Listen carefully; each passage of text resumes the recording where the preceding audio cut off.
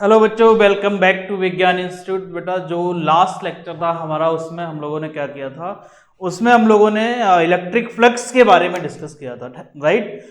और electric flux से related सारी चीज़ें डिस्कस कर ली थी, उससे रिलेटेड हमने कुछ क्वेश्चंस भी किए थी और वहां पर आपको सारी चीज़ें ये समझ आ गई थी कि किस तरह से आप डिफरेंट टाइप के क्वेश्चंस को करोगे। ओके, अब हम लोग क्या करने वाले हैं, हम लोग स्टार्ट करने वाले एक next topic and that topic is Gauss theorem. तो गॉस थ्योरम को पढ़ेंगे और गॉस थ्योरम से रिलेटेड जो क्वेश्चंस हैं ये भी काफी ज्यादा इंपॉर्टेंट है और एग्जाम में पूछे जाते हैं, राइट। तो देखिए स्टार्ट करते हैं गॉस थ्योरम। तो गॉस थ्योरम क्या है, उसको पढ़ने के लिए हमें फ्लक्स की नॉलेज चाहिए, जो कि मैं आपको बता चुका हूं ऑलरेडी। सो गॉस थ्योरम की अगर हम बात करें तो गॉस थ्योरम सबसे पहले तो मैं ये बता देता हूं कि ये जो थ्योरम है it is only valid for close surfaces.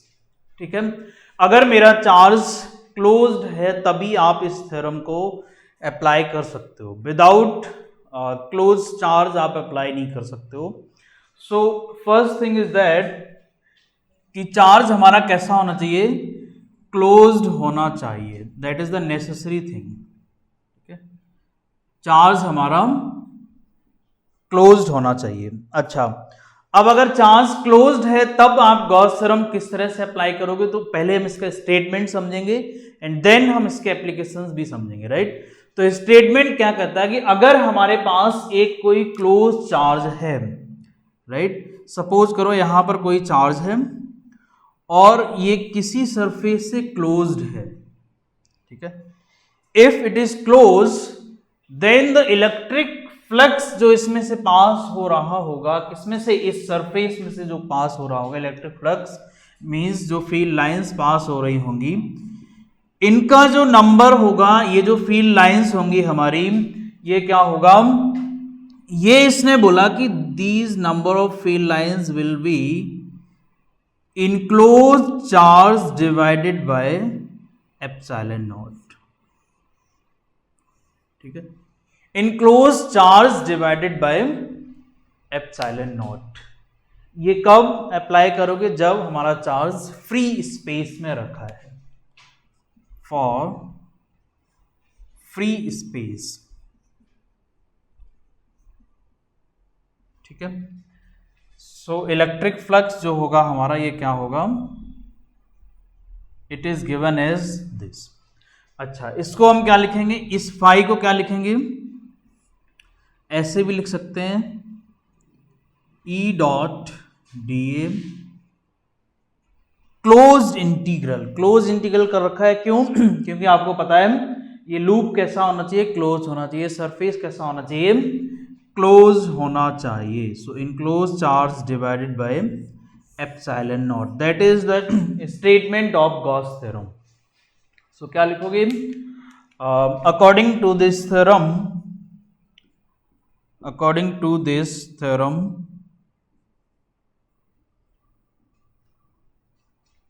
the electric flux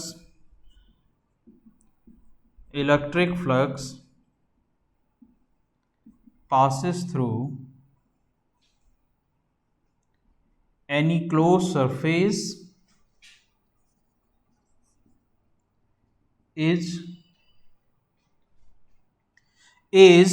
1 upon epsilon naught times of the enclosed charge। ठीक है, अब अगर मान लो ये फ्री स्पेस में नहीं है, ये चार्ज मेरा फ्री स्पेस में नहीं है और मे बी कोई एक अनदर मीडियम है, तो फॉर अदर मीडियम यही इक्वेशन क्या हो जाएगी मेरी, ये मैंने फाई की जगह ये रख दिया ई डी ए। ठीक है, ये लास्ट लेक्चर में आपने फ्लक्स के बारे में पढ़ा हुआ है, तो ये क्या हो जाएगा हमारा, integral E D A close integral E dot D A is equals to Q enclosed upon के एप्सिलॉन नॉट। और यहां पर ये जो के है हमारा, ये क्या है, where this K is dielectric constant, dielectric constant of the medium।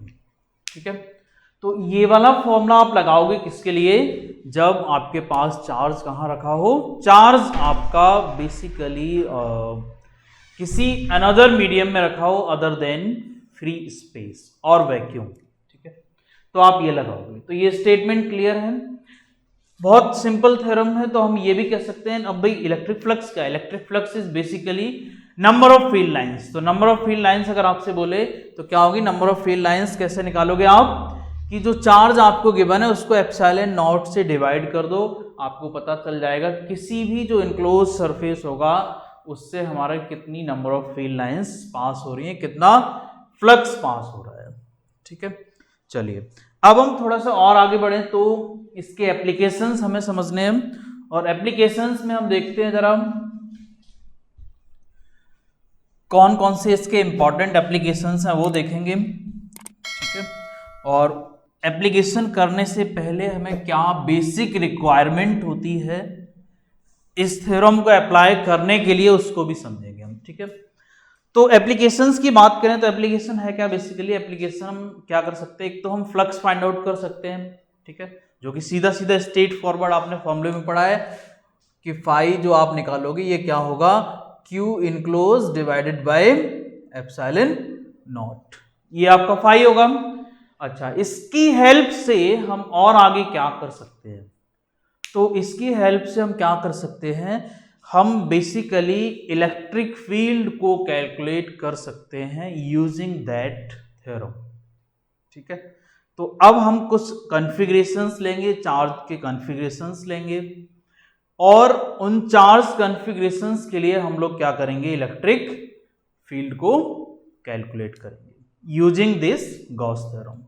तो यही हमारे कुछ एप्लीकेशंस हैं। देखिए, तो एप्लीकेशंस ऑफ गॉस थ्योरम की अगर हम बात करें, एप्लीकेशंस ऑफ गॉस थ्योरम, तो बेटा ये एप्लीकेशन जो है हमारे पास जनरली 3 एप्लीकेशंस हैं, ठीक है। सबसे पहला एप्लीकेशन जो है हमारा ये क्या है, it is number 1 electric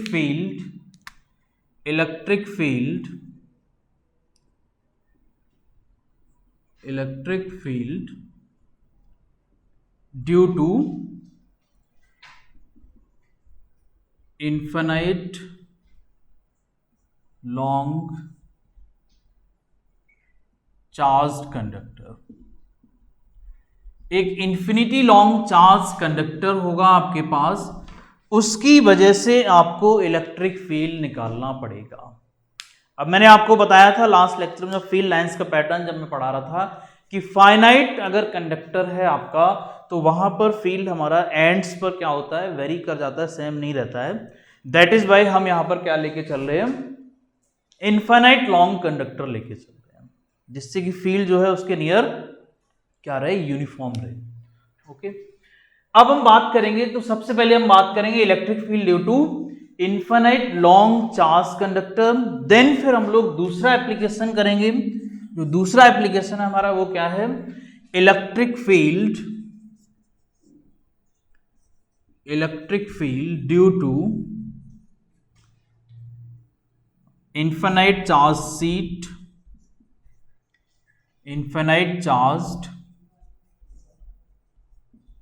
seat, okay. And third application मेरे पास है electric field due to two infinite parallel charged seats, और यू कैन से प्लेट्स, ठीक है। Two infinite parallel charge seat और प्लेट्स, तो ये थर्ड एप्लीकेशन होगा हमारे पास।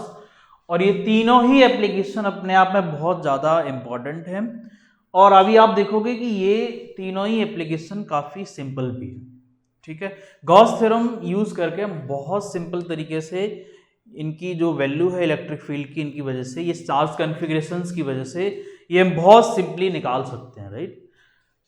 हमने ये वाला एप्लीकेशन ऑलरेडी किया हुआ है। फाइनाइट रॉड के लिए मैंने आपको निकलवा के दिखाया था electric field in a previous lecture. उसमें मैंने क्या किया था, कूलॉम्स लॉ को यूज किया था, और कूलॉम्स लॉ की जो स्टेटमेंट था हमारा, उस स्टेटमेंट को यूज करके हम लोगों ने क्या किया था, एक डिस्ट्रीब्यूशन के लिए इलेक्ट्रिक फील्ड निकाला था। ठीक है, अब हम लोग क्या करेंगे, अब हम लोग कूलॉम्स लॉ इस्तेमाल नहीं करेंगे यहाँ पर।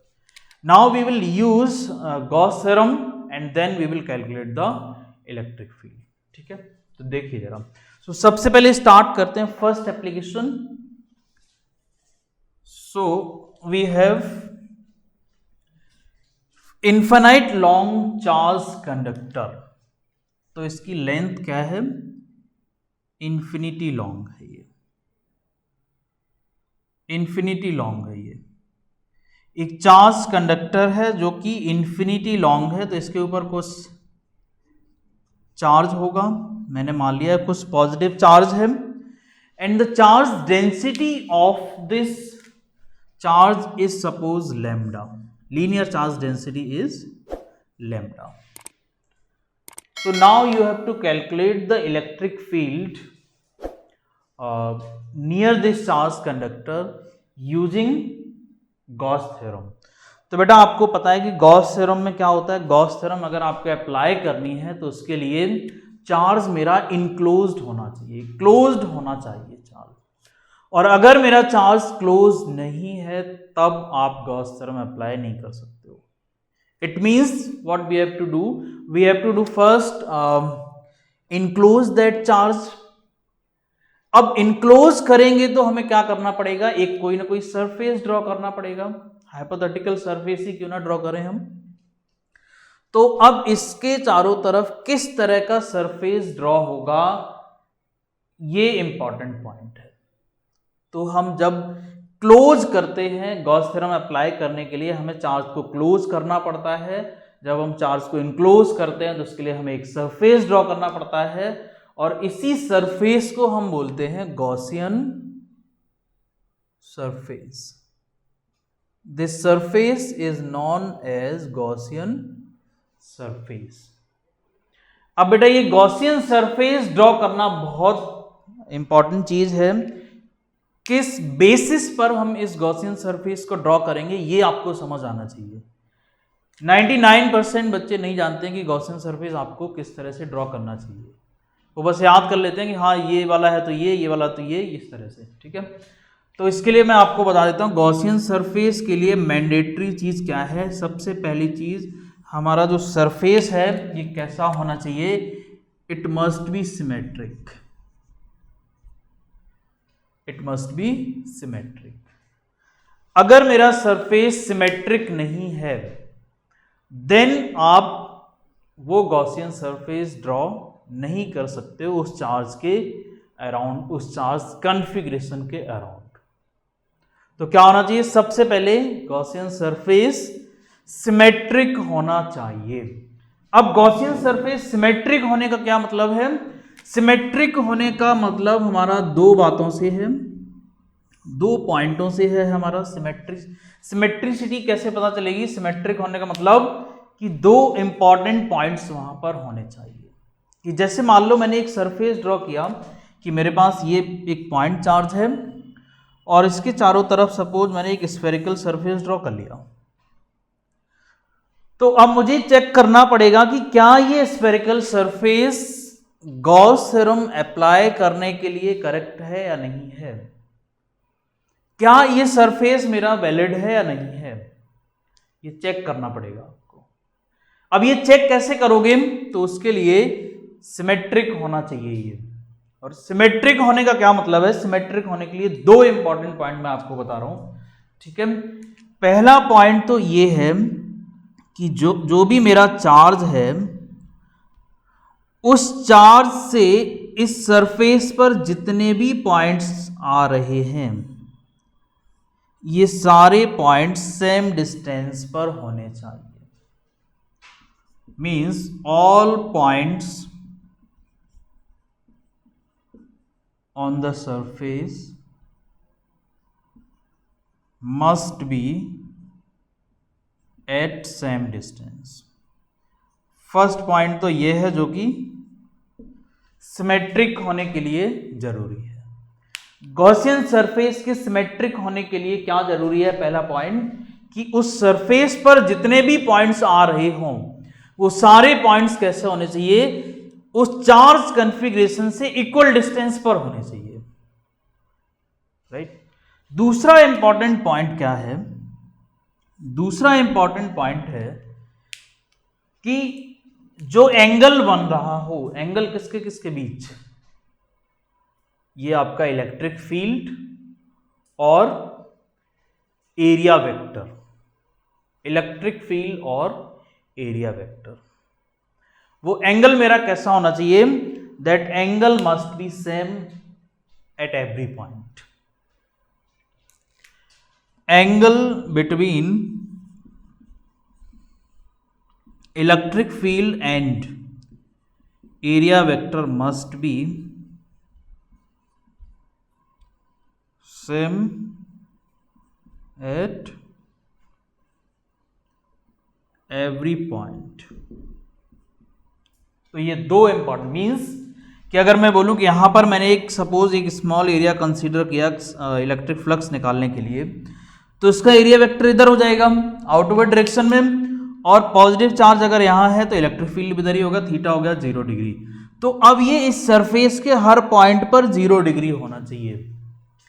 इस सरफेस के हर पॉइंट पर एंगल क्या होना चाहिए? 0 ही होना चाहिए। इसका मतलब कि जहां पर मेरा जो एंगल है वो क्या हो जाए?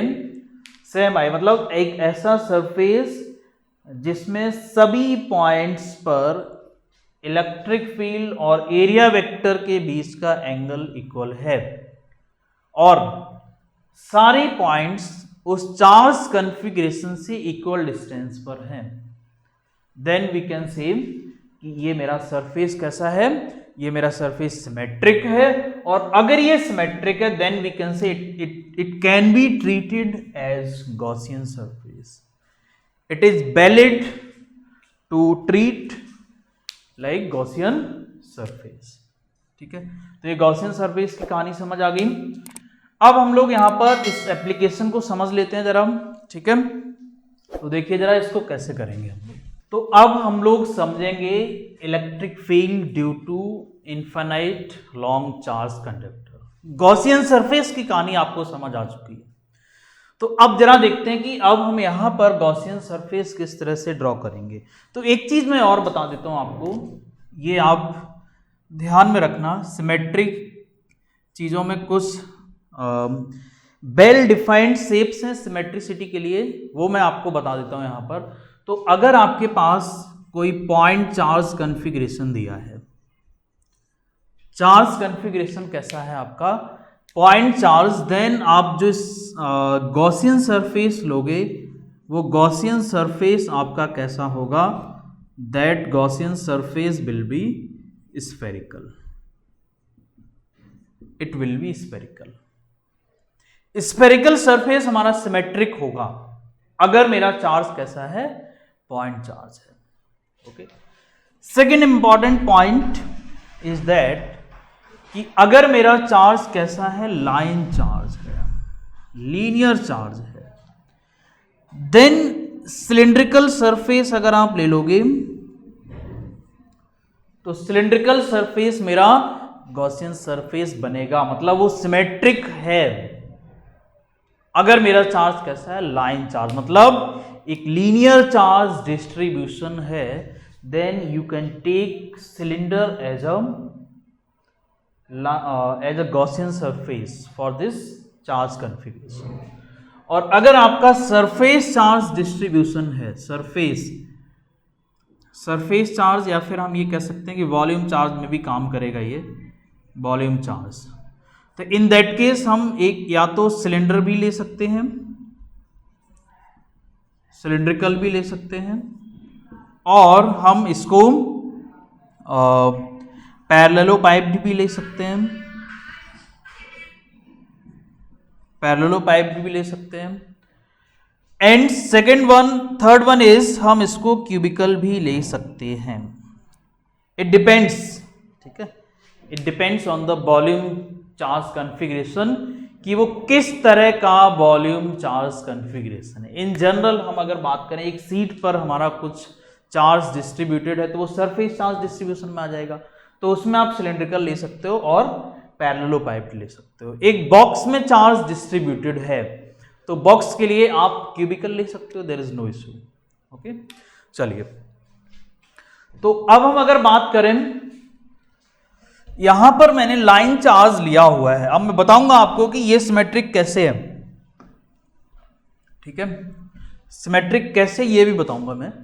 तो लाइन चार्ज अगर मैंने लिया है तो मैंने ये एज्यूम, ये तो इन्फिनाइट लॉन्ग लाइन है, इन्फिनाइट लॉन्ग कंडक्टर है, तो मैं इसमें क्या करता हूं, मैं इसकी एक पर्टिकुलर लेंथ ले लेता हूं और उस पर्टिकुलर लेंथ से ही मैं एक सरफेस बनाता हूं यहां पर। तो मान लो भाई लीनियर चार्ज मैंने बोला था, कैसा सरफेस होगा, सिलेंड्रिकल सरफेस हमारा सिमेट्रिक होगा।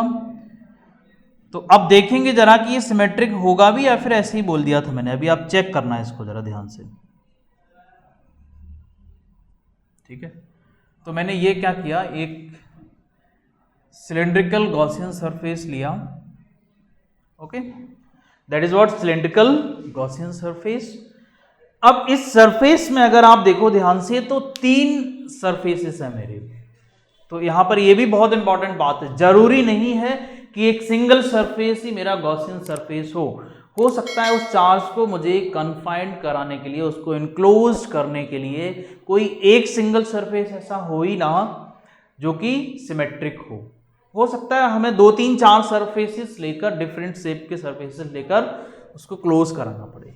तो मैं अगर इसकी बात करूं यहां पर, तो बेटा एक टॉप पे जो सरफेस है मेरा, ये कैसा है, सर्कुलर, नीचे भी ये कैसा है, एक तरह से सर्कुलर और फिर स्फेरिकल बोल सकते हो आप, और ये मेरा कैसा है, कर्व सरफेस है, कर्व्ड सरफेस, ये वाला, जैसे ये हमारा सिलेंडर है तो ये दोनों सर्कुलर हो गए नीचे के और ऊपर के, लेकिन ये जो सरफेस है मेरा ये वाला, ये क्या है, कर्व सरफेस, ये पूरा जो है कर्व्ड सरफेस है।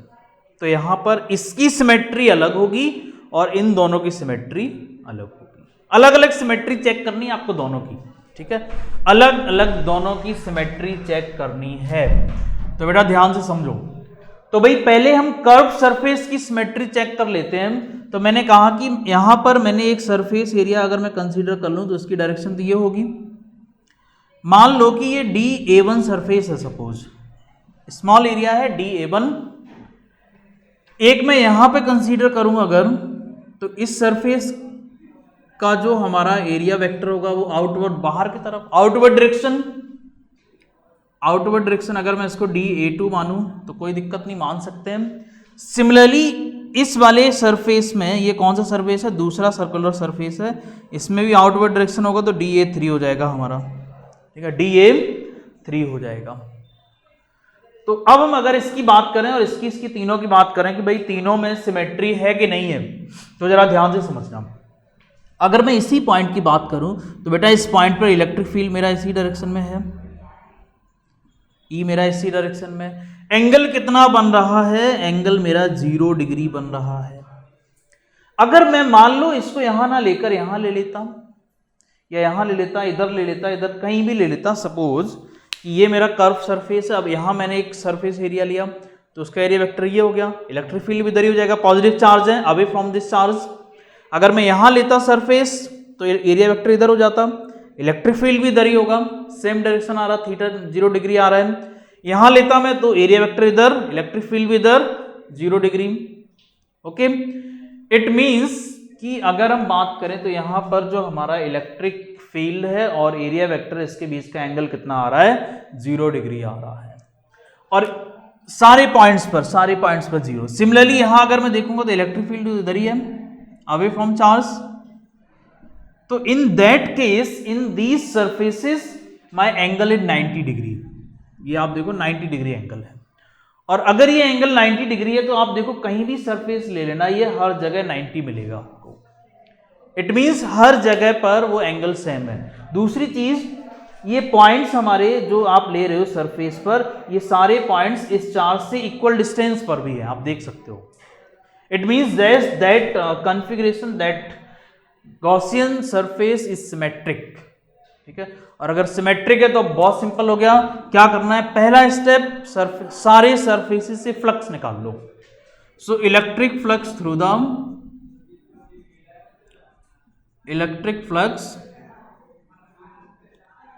थ्रू द गॉसियन सरफेस क्या होगा, अगर मैं फाई ई लिख दूं इसको तो ये हो जाएगा हमारा E D A one cos theta पहले वाले सरफेस से plus E D A two cos theta one मान लो ये theta two and plus E D A three cos theta three. बेटा ध्यान से समझना, मैंने लास्ट लेक्चर में बताया था कि आपके पास जितने सरफेसेस हैं वहां पर उन सबसे जो फ्लक्स आ रहा है उन सबको ऐड कर दो, ऐड करने से जो आंसर आएगा वही आपका क्या होगा, टोटल फ्लक्स होगा। तो थीटा वन तो यहाँ जीरो हो गया, अगर मैं इसको थीटा वन मानूं तो जीरो, यहाँ थीटा टू मान लेता हूँ या थीटा चलो थ्री मान लेता हूँ इसको क्योंकि ए थ्री है ये, तो ये 90 डिग्री, और ये थीटा टू मानते हैं तो ये भी 90 डिग्री। तो यहाँ अगर हम बात करें तो फाई ई हमारा क्या हो जाएगा, E D A one cos zero 1 हो जाता है तो सीधा लिखेंगे ही नहीं हम, कॉस 90 यहाँ जीरो दे देगा, कॉस 90 यहाँ भी जीरो दे देगा, तो ये टर्म आ गई मेरी जीरो। इट मीन्स मेरे पास जो फाई ई आया है अल्टीमेटली वो क्या आया, E D A one. And yes इसको पूरा इंटीग्रेट तो करना ही पड़ेगा, टोटल सरफेस, ये तो स्मॉल से निकला था ना, तो इंटीग्रेट जरूर करो इनको, दिस ये मेरा टोटल है तो इसको इंटीग्रेट कर दिया ओवर द सरफेस, तो ये आ गया मेरे पास दिस। अच्छा, अब हम अगर बात करें कि भाई जो मेरा गॉस थ्योरम था वो क्या कहती है, गॉस थ्योरम से क्या स्टेटमेंट हमें पता चलता है, तो देखो गॉस थ्योरम कहती है कि बेटा जो इलेक्ट्रिक फ्लक्स होगा ना ये किसके इक्वल होगा, now using Gauss theorem, using Gauss theorem क्या कहती है कि फाई जो होगा मेरा it is nothing but Q enclosed upon epsilon not, Q enclosed upon epsilon naught. और अगर मैं कह दूं कि ये लेंथ जो चार्ज इनक्लोज हो रही है ये एल है और ये हमारा लैम्डा है चार्ज डेंसिटी, तो क्यू इनक्लोज्ड कितना हो जाएगा, लैम्डा एल हो जाएगा, ये आप जानते ही हो। क्यों, क्योंकि आपको पता है लैम्डा इज इक्वल्स टू होता है क्यू अपॉन एल, ये मैंने ऑलरेडी डिस्ट्रीब्यूशन वाले लेक्चर में बता रखा है, आपने नहीं देखा तो देखिए उसको पहले, ठीक है। तो ये आ गया दिस, ये इक्वेशन मेरी हो गई फर्स्ट, ये इक्वेशन मेरी हो गई सेकंड। आप देखो दोनों ही फ्लक्स कैलकुलेट हो रहे हैं, इक्वेशन 1 और 2 को इक्वेट कर दो, फ्रॉम इक्वेशन 1 एंड 2 देखो क्या आएगा,